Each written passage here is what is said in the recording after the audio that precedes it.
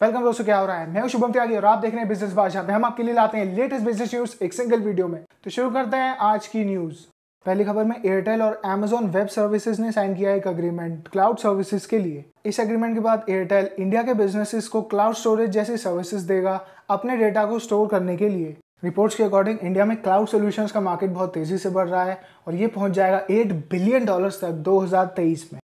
अगली खबर में इंडिया ने चाइनीज स्मार्ट मीटर्स के लिए दिए गए ऑर्डर्स को कैंसिल कर दिया है। इसके अंदर इंडिया चाइना की बढ़ती टेंशन के बाद चाइनीज कंपनी PT हेक्सिंग को 20 लाख स्मार्ट मीटर्स के लिए दिए गए ऑर्डर्स को कैंसिल कर दिया गया है। गवर्नमेंट ने इंडिया के सारे इलेक्ट्रिसिटी मीटर्स को स्मार्ट प्रीपेड मीटर्स में कन्वर्ट करने के लिए टारगेट रखा है 2022 तक।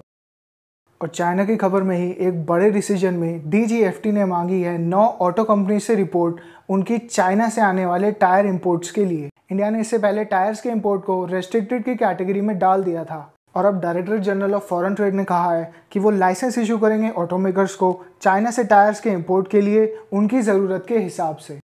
और साथ में इंडिया के अंदर वेयर हाउसिंग यानी स्टोरेज स्पेसेस की डिमांड तेजी से बढ़ रही है। इसकी वजह है कि ज्यादातर ई-कॉमर्स कंपनीज अब same day same delivery offer कर रही हैं अपने कस्टमर्स को कोरोना वायरस पैंडेमिक के चलते। ऐसे ऑफर्स ज्यादा दिए जा रहे हैं क्योंकि लॉकडाउन की वजह से मॉल्स और शोरूम्स बंद होने के कारण ऑनलाइन सेल्स का मार्केट इंडिया में तेजी से ग्रो हो रहा है।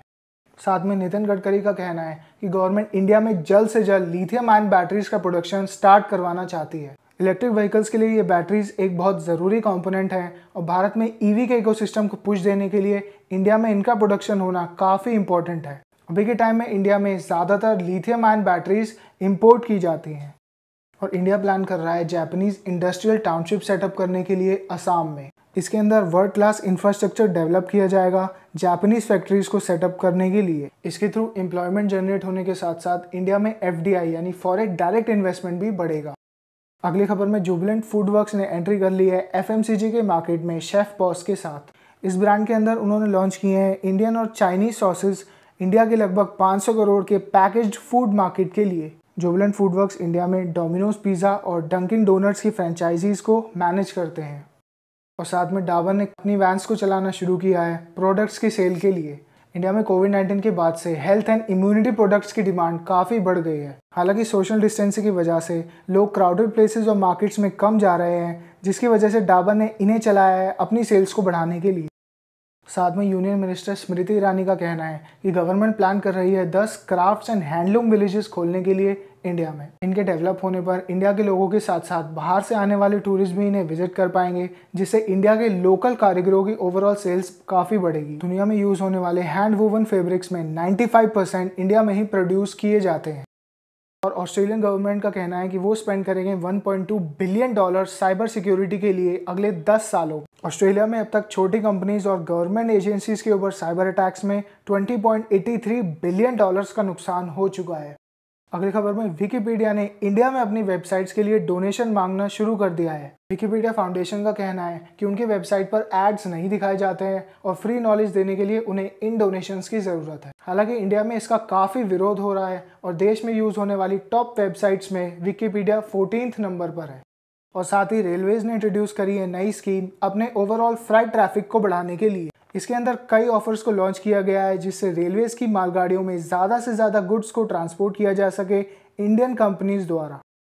साथ ही रिलायंस इंडस्ट्रीज को रैंक किया गया है नंबर 2 पूरे वर्ल्ड में फ्यूचर ब्रांड इंडेक्स की 2020 लिस्ट में। फ्यूचर ब्रांड इंडेक्स दुनिया की टॉप 100 कंपनीज को एनालाइज करते हैं उनके फ्यूचर आउटलुक के लिए, यानी आने वाले टाइम में वो कंपनीज कितना ग्रो करेंगी इसके बेसिस पर। और एयरटेल की केन्या की यूनिट का वहाँ की कंपनी टेलकॉम के साथ मर्जर कैंसिल हो गया है। एयरटेल अफ्रीका के अंदर 15 कंट्रीज में ऑपरेट करता है। अगली खबर में एप्पल का कहना है कि माइक्रोसॉफ्ट और गूगल के game streaming platforms app store की गाइडलाइंस के अगेंस्ट हैं। इसके लिए उनका कहना है कि इन प्लेटफॉर्म्स के अंदर दिए गए गेम्स एप्पल के आईफोन्स पर रन होंगे भी या नहीं ये उन्हें नहीं पता है, जो कि ऐप स्टोर की गाइडलाइंस का एक क्लियर वायलेशन है। गूगल और माइक्रोसॉफ्ट अपनी अपनी गेमिंग सर्विसेज को लॉन्च करने के लिए प्रिपेयर कर रहे हैं स्टाडिया और एक्स क्लाउड, जिसमें आप बिना एक्सपेंसिव कंप्यूटर होने के बाद भी हाई एंड गेम्स खेल सकते हैं बिना उन्हें डाउनलोड करें। और साथ ही ओयो ने federation of Indian chambers of commerce and industry के साथ पार्टनरशिप में डेवलप किया है एक ऑनलाइन सर्टिफिकेशन कोर्स। इंडिया में हॉस्पिटैलिटी इंडस्ट्री के लिए इसे डिज़ाइन किया गया है, भारत के स्मॉल होटल्स और होम स्टेज के लिए। इसके अंदर इनके एम्प्लॉयज़ को सेफ्टी प्रैक्टिसेस और हाइजीन स्टैंडर्ड सिखाए जाएंगे कोरोना वायरस पैंडेमिक के दौरान इम्प्लीमेंट करने के लिए। साथ में टिकटॉक स्पेंड करेगा $500 मिलियन, लगभग 3700 करोड़ रुपीस EU के अंदर पहला डेटा सेंटर सेटअप करने के लिए। अमेरिका में टिकटॉक के बैन होने के बाद उन्होंने ये डिसीजन लिया है जिससे यूरोप के यूजर्स का डेटा वहां के ही डेटा सेंटर में स्टोर किया जा सके और उन पर चाइनीज गवर्नमेंट के साथ डेटा शेयर करने के आरोप ना लगे। और RBI ने 50,000 से ऊपर के चेक्स के सिक्योरिटी फीचर्स को बढ़ाने के लिए लॉन्च किया है एक नया सिस्टम, पॉजिटिव पे। इस सिस्टम के अंदर अगर किसी ने आपको चेक दिया है तो आप उसकी फ्रंट और बैक साइड की इमेजेस को क्लिक करके पॉजिटिव पे के सिस्टम में अपलोड कर सकते हैं डिटेल्स के साथ। अगर ये इमेजेस रियल चेक के साथ मैच होंगी तभी वो चेक क्लियर होगा और इससे ओवरऑल फ्रॉड्स भी कम होंगे। फाइनली दोस्तों, आज के बिजनेस न्यूज़ में आपने कुछ भी नया सीखा हो तो वीडियो को लाइक करें और चैनल को कर सकते हैं सब्सक्राइब, जिससे लेटेस्ट बिजनेस न्यूज़ पहुंच जाए आप तक। तो सीखते रहिए दोस्तों, बढ़ते रहिए और मिलते हैं अगले वीडियो में।